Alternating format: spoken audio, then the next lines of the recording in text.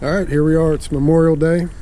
I've added, I don't know, I guess you call it a trellis. I had some junk laying around in the attic. Nice aluminum bars. A little back-to-back end on a piece of half-inch conduit I had laying around.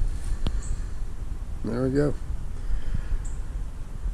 Hopefully, everybody will start climbing up these strings. I may add a few more. But we're looking good. Add a little fertilizer too. I know I got got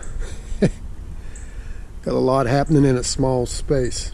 Anyway, we'll check in 2 weeks. Maybe we'll be eating some cucumbers by then. See you later. Bye.